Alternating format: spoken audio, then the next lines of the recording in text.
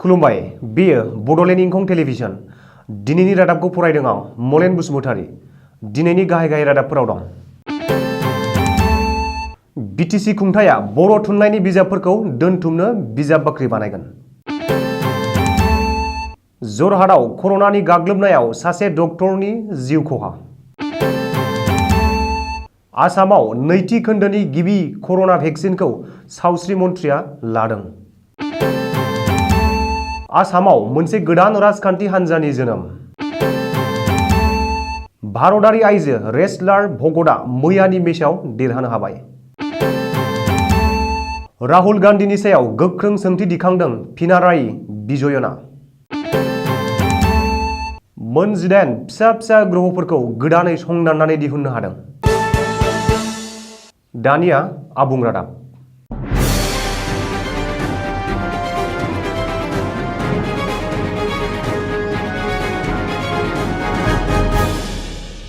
BTC खुंथाया बर' थुनलाइनि बिजाबफोरखौ जोथोनै दोनथुमनो थाखाय बिजाब बाख्रि बानायसिगोन।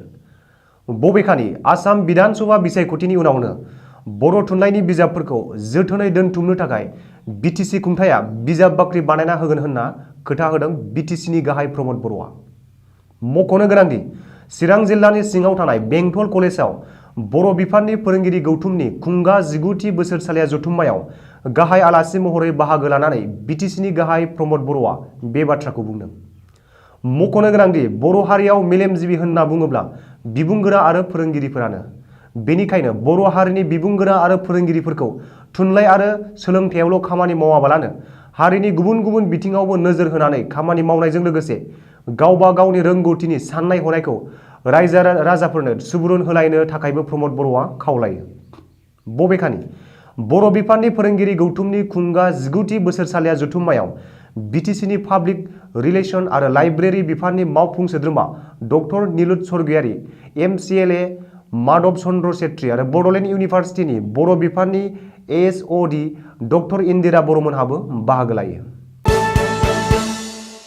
आसामाव गिख्रंथाव कर'ना भाइरासनि गाग्लोबनायाव आरोबाव गुबुन सासे डक्टरनि जिउ खहा। मख'नो गोनांदि आसामाव कर'ना भाइरासनि गाग्लोबनाया गोख्रों जाफिननायजों लोगोसे कर'ना गाग्लोबजानाय बेरामिफोरनि बिबाङाबो बांगासिनो थानाय समावनो कर'ना भाइरासजों गाग्लोबजानाय सासे डक्टरनि जिउ गोमानाय जाथाया रायजोनाङै गिख्रंहोदों।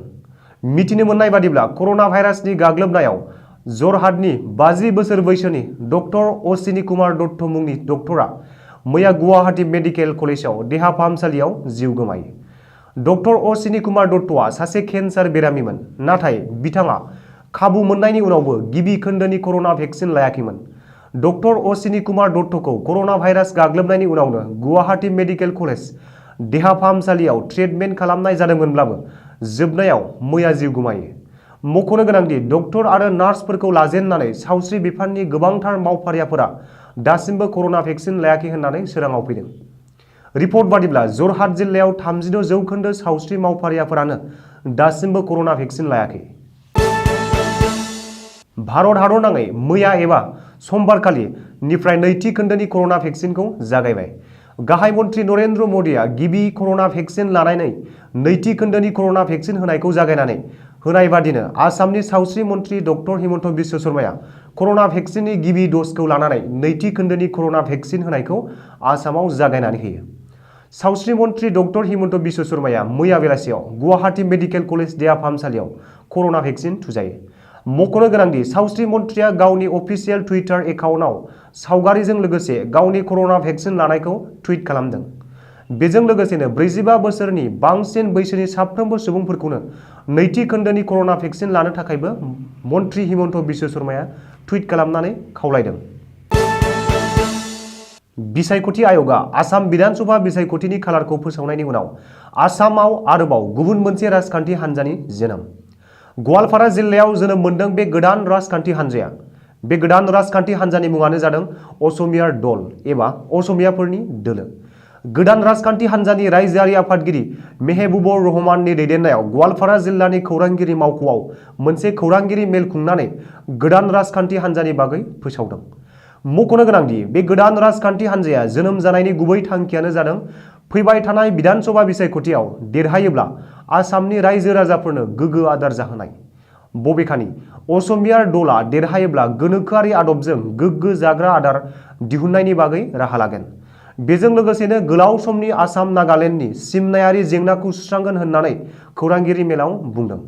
मेहबुबुर रहमाना खौरांगिरिनि मेलाव फोरमायनाय बादिब्ला बे समाव गोदान राजखान्थि हान्जा असमिया दलाव 5000 सोद्रोमाफोर दं, नाथाय दासिम मोनसेबो जिल्ला कमिटि दानाय जाथ'वाखै। नाथाय दोलोनि थांखिया रायजोनि 50% मासियावनो बादायनाय आरो दरफ्रोमबो आबाद फोथारावनो रासायनारि हासार दिहुननायनि मिरु बानायनाय, दारिमिन फसंनाय, बेजों लोगोसेनो आसामनि 50% खामानि गैजायै लाइमोनफोरखौनो आबाद बिथिङाव सुंथानाय होनाय। कर'ना महामारिनि जाहोनाव भारतनि मुंदांखा आइजो रेसलार भिनेश भगतआबो गोबांथार सम गेलेनायनिफ्राय गोजानाव जाथ'नांदोंमोन। मोनथिनाय जायोदि आइजो रेसलार भिनेश भगत गावनि गेलेनायखौ दोनथ'दोंमोनब्लाबो इउक्रेनियान एबा कचेस मेम'रियेल टुर्नामेन्टआव बाहागो लानानै गेलेनायखौ जागायफिनदों भिनेश भगतआ। आरो थांनाय समाव कर'ना महामारिनि गाग्लोबनायनि जाहोनाव गेलेनायखौ दोनथ'नांनायनि उनाव आइजो रेसलार भिनेश भगतनि बे गेलेनायानो गिबि होननानै मोनथिनाय जादों। मख'नो गोनांदि थांनाय 2017 मायथाइनि वर्ल्ड चेम्पियन भानेसा कालातजिंस्कीखौ आइजो रेसलार भिनेश भगतआ मैया 53 किल'ग्राम लिरथायनि बाहागोआव गेलेनानै फेजेननो हादों। मोनथिनाय बादिब्ला आइजो रेसलार भिनेश भगतआ मैयानि गेलेनायाव आगदा आथिंजों गाग्लोबनानै 4-0 पइन्टजों आवगायलांनो हादोंमोन, नाथाय बेनि उनावनो कालातजिंस्कीया गोख्रों नाजाथाबनानै 4-4 पइन्ट लाबोनो हाफिननानै गेलेनाया ड्र' जादों होननानै फोरमायनाय जादों। सुलुङाव फोरमायनाय बादिब्ला ब्रेक लानायनि खम समनि गेजेरावनो भिनेश भगतआ 2 पइन्ट बुथुमनो हाबावदोंमोन आरो बेनि उनावनो कालातजिंस्कीया 4 पइन्ट बुथुमनो हाबावदोंमोन। अब्लाबो मैयानि गेलेनायाव भारतारि आइजो रेसलार भिनेश भगतआनो देरहानो हादोंमोन होननानै सुलुङाव फोरमायनाय जादों। रायजो राजाफोरनि सिगाङाव गोहो गोमाखांना फैनाय कंग्रेस दोलोनि आगु आफादगिरि राहुल गान्धीआ सिरि थानाय समावनो सोंथि दिखांदों केरेलानि गिबि मन्थ्रि पिनारायि विजयनआ। मोनथिनाय जायोदि थांनाय माखासे सिगां गोबांथार रायजोफोरनिफ्राय राजखान्थियारि गोहो गोमानानै फैनांदोंमोन कंग्रेस दोलोआ।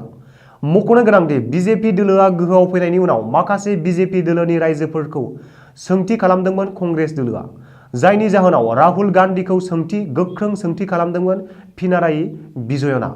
सुलुङाव फोरमायनाय बादिब्ला राहुल गान्धीखौ सासे गोख्रों दावबायारि होननानैबो सोंखारिदों केरेलानि गिबि मन्थ्रि पिनारायि विजयनआ। बेजों लोगोसे गवा, मणिपुर, बिहार, कर्नाटक, मध्य प्रदेश बेफोरजोंनो लोगोसे माखासेमानि बिजेपि दोलोआव थानाय रायजोफोराव राहुल गान्धीनि सोंखारिनाय जाहोनाव पिनारायि विजयनआ सोंथि दिखांदों होननानैबो सुलुङाव फोरमायनाय जादों। इन्टारनेशनेल एस्ट्रनमिकेल इउनियन सुंद'यै IAU आ फोरमायदों मोन 18 फिसा फिसा ग्रहफोरखौ गोदानै संदाननानै दिहुननो हादों भारतनि फरायसाफोरा। मोनथिनाय जायोदि नासानि दैदेननायाव फिसा फिसा ग्रहफोरनि संदाननाय हाबाफारिखौ इन्टारनेशनेल एस्ट्रनमिकेल सार्च कलेबरेशन स्टेम आरो स्पेस मुंनि फसंथानजों खुंफुंनाय जादोंमोन। बै हाबाफारियाव फरायसाफोरनि जाफुंसार जानो हानायखौ नुनो मोननाय जादों होननानै सुलुङाव फोरमायनाय जादों। मख'नो गोनांदि फिसा फिसा ग्रहफोरखौ संदाननानै दिहुननायाव दान मोननैसिम सोलिबाय थानाय बे हाबाफारियाव भारतनि गासै 150 फरायसाफोरा थांनाय 2 बोसोरनि समाव बाहागो लानाय जाखांबाय। दिनैनि रादाबा एसेनोसै, गोजोन्थों।